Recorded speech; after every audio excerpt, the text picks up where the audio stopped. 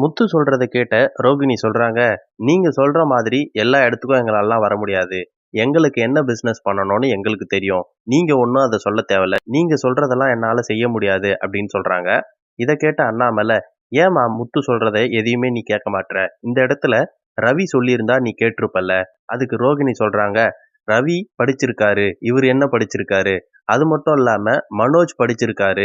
இவரு கார் ஓட்டிக்கிட்டு டிரைவரா இருக்காரு.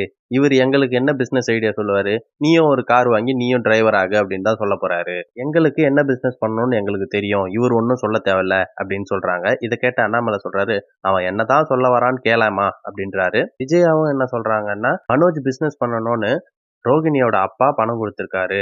அவங்க 2 பேருக்கும் என்ன பிசினஸ் பண்ணணும்னு அவங்களுக்கு தெரியும் அப்படின்னு சொல்றாங்க. அத கேட்ட முத்து சொல்றாரு, அவங்க என்ன பிசினஸ் ஸ்டார்ட் பண்றாங்க? இன்னும் 10 வருஷம் ஆனாலும் இதே இடத்துல இப்படியே தான் சுத்திக்கிட்டு இருப்பாங்க. கார் வாங்குறாங்க, என்னென்னமோ பண்றாங்க. ஆனா இதுவரைக்கும் பிசினஸ் ஸ்டார்ட் பண்ண மாதிரி தெரியல. நான் உங்கள ஒரு இடத்துக்கு கூட்டு போறேன். அத பார்த்தா உங்களுக்கே என்ன பிசினஸ் பண்ணணும்னு தெரியும். அது வாயில சொல்ற வேலை கிடையாது அப்படின்னு எல்லாரையும் கூட்டு போறாரு. அண்ணாமலை சொல்றாரு, "என்னப்பா இங்க பர்னிச்சர் ஷோரூமுக்கு கூட்டு வந்திருக்க. இங்க என்ன இருக்கு?" அப்படின்னு கேட்கிறாரு. "அப்பா நம்ம ஏரியால பர்னிச்சர் ஷோரூமே இல்ல.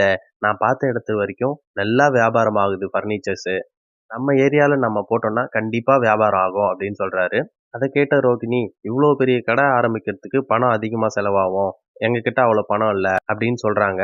அத கேட்ட முத்து, "சின்னதா இப்போதைக்கு ஸ்டார்ட் பண்ணுங்க. போக போக வியாபாரம் நல்லா ஆரம்பிச்ச உடனே நம்ம பெருசாக்கிரலாம்." அப்படின்னு சொல்றாரு. அத கேட்ட மனோஜ், "நான் சின்னதாலாம் ஆரம்பிக்க மாட்டேன். நான் பெருசா தான் ஆரம்பிப்பேன். வேணும்னா லோன் வாங்கிக்கலாம்." அப்படின்னு சொல்றாரு. இத கேட்ட ரோகிணி, "ஏற்கனவே கடன் இருக்கு. இன்னும் எதுக்கு திருப்பி லோன்? லோனும் வேணாம், ஒண்ணும் வேணாம்." அப்படின்ற மாதிரி சொல்றாங்க. இத கேட்ட முத்து, "உங்களுக்கு என்ன கடன்? நீங்க என்ன கடன் வாங்கியிருக்கீங்க? என்ன லோன் வாங்கியிருக்கீங்க?" அப்படின்னு சந்தேகமா கேட்கிறாரு. "ஏன் நாங்கலாம் கடன் வாங்கக்கூடாதா? நாங்கலாம் பிசினஸ் வளர்க்கறதுக்காக கடன் வாங்கக்கூடாதா? எங்களுக்கு இது கூட உரிமை இல்லையா?" அப்படின்னு சொல்றாங்க. அத கேட்ட முத்து அமைதியாயிடுறாரு. அதுக்கப்புறம் வீட்டுக்கு வந்த அப்புறம் மனோஜ் கிட்டயும், ரோகிணி கிட்டயும் கடை ஆரம்பிக்கிறதுக்கு விஜயா அப்படின்ற அம்மா பேரையே வைங்க அப்படின்னு சொல்றாரு. எங்களாலலாம் அந்த பேரை வைக்க முடியாது அப்படின்னு சொல்றாங்க. அப்படின்னா இந்த ஆடியோவ நான் எல்லார்கிட்டயும் அனுப்பிருவேன் அப்படின்ட்டு, அவங்க ரூம்குள்ள பேசிட்டு இருந்த ஆடியோவ இவரு ப்ளே பண்ணி காட்டுறாரு. இத கேட்ட ரோகிணி பயங்கரமா கோவத்துல, "என்ன முத்து, நாங்க புருஷன் பொண்டாட்டி பேசிட்டு இருக்கிறத அசிங்கமா ரெக்கார்ட் பண்ணி எங்களுக்கே காட்டுறீங்களே! நீங்க பண்றது தப்புன்னு உங்களுக்கே தெரியலையா? அசிங்கமா இல்லையா இதெல்லாம்?" அப்படின்னு கேட்கறாங்க. அதுக்கு முத்து சொல்றாரு, "நீங்க அம்மா பேர வைங்க. அம்மா பேரு வைக்கலன்னா அம்மாக்கு கஷ்டமா இருக்கும். சங்கடப்படுவாங்க. அதனால நீங்க அம்மா பேர வச்சுட்டீங்கன்னா, நான் இந்த ஆடியோவ யாருகிட்டயும் காட்ட மாட்டேன்." அப்படின்னு சொல்றாரு. "உங்களுக்கு எதுக்கு இந்த வேல? நாங்க பேசுறத எதுக்கு நீங்க ரெக்கார்ட் பண்றீங்க?" அப்படின்னு திருப்பி திருப்பி கத்துறாங்க. அதுக்கு முத்து சொல்றாரு, "நீங்க பேசுறத நான் ரெக்கார்ட் பண்ணணும்னு எனக்கு அவசியம் இல்ல. நான் அந்த நெனப்புல பண்ணல. நான் வெளிய வரும்போது நீங்க பேசிட்டு இருந்தீங்க. அதனால இது யூஸ் ஆகும் அப்படின்றதுக்காக நான் ரெக்கார்ட் பண்ணி வச்சிருந்தேன். நீங்க அம்மா பேர வைங்க. நான் இந்த ஆடியோவ நான் டெலீட் பண்ணிட்டு போயிட்டே இருப்பேன். இல்லன்னா நான் கண்டிப்பா இந்த ஆடியோவ எல்லாருக்கும் அனுப்பி விட்டுருவேன்.